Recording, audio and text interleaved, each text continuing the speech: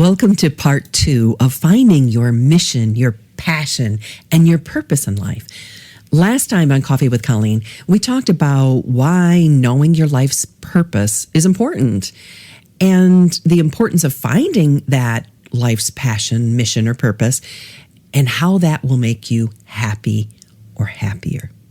This time, we're going to talk about easy steps for finding your passion. And if you're a Cappuccino member, look in your bonus section. You'll have a downloadable worksheet that will talk you through far more questions that we're going to talk about today. But that is in your bonus section for Cappuccino members. And if you're not a Cappuccino member, there's a link in the show notes that will take you there. Now, last time on the first episode, I did get a couple of emails and comments from people that said, as a Christian, I know that God made me to know him, love him, and serve him in this world so that I can be happy with him forever in heaven. And that's all I need to do. But you know what? God made all of us unique. God made all of us different. So the way you live out knowing God, loving him, and serving him in this world is different than I will serve him in this world. We all have a different mission, and he gave us different gifts so that we could take that out into the world. So yes, know him and love him and serve him in this world to be happy with him forever in heaven, of course. But what special gifts that God give you that if you don't use them, they'll never be used. We are all unique. So that's why this time we're going to talk about those easy steps for finding your passion. So you're not alone, because so many people are like, what's the purpose of my life? And many people attempt to do it every day. So why is it so difficult to recognize what your true passion is?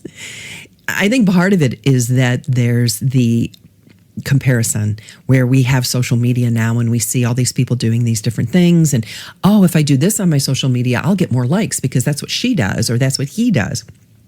But the tip really is being yourself.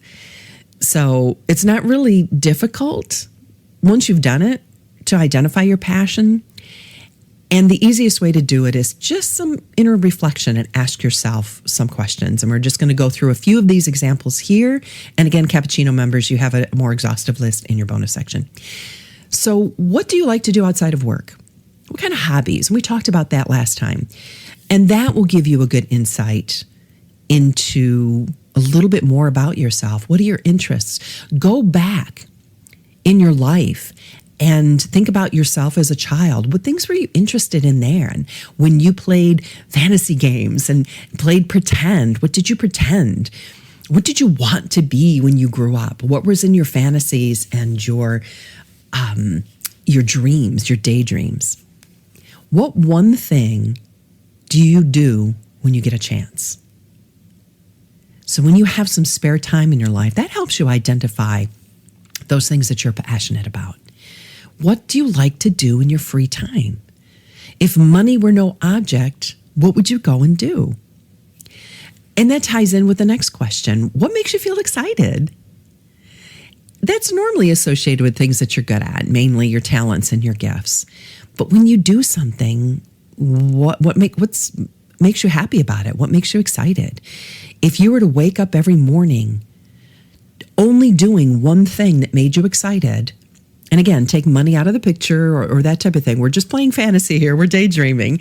What would you love to get up every morning and do? Next question. What makes you feel confident?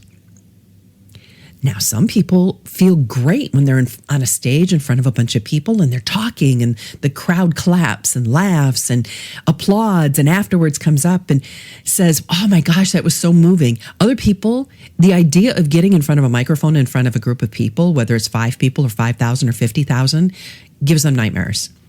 So what makes you feel more confident? Talking, writing, singing, art? Again, these are the things that you know you're good at. So that's what brings that confidence. You don't have to think twice about doing them. Next question. And I mentioned this earlier, but what would you do if money were no object?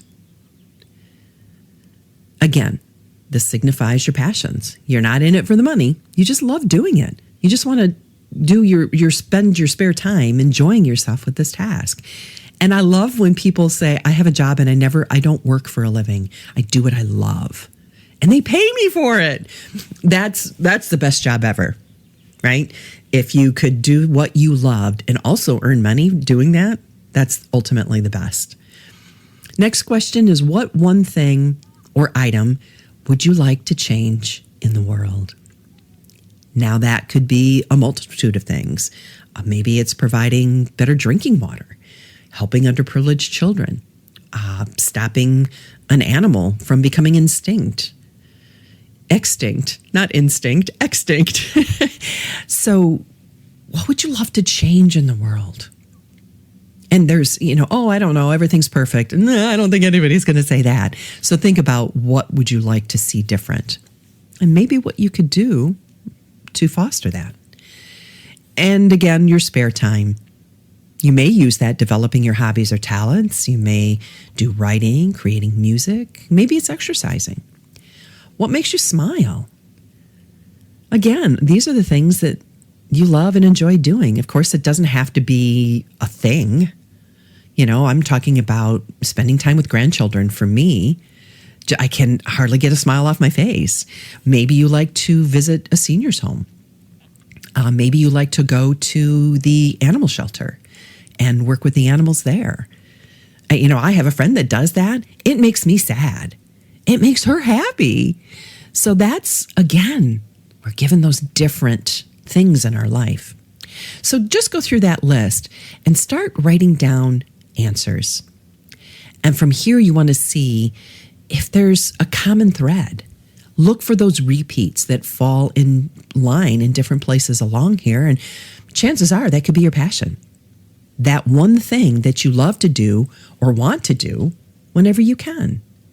So your next step is to simply start making time for that. And yes, you can if you truly want to. And again, Cappuccino members, in your bonus section, you'll find a downloadable worksheet with many more questions to help you refine and define that life's purpose. And for more information on becoming a Cappuccino member, again, see the link in the show notes. Next time on Coffee with Colleen, we're going to talk about tenacity and perseverance being those virtues that will help you even more finding your passion and purpose in life.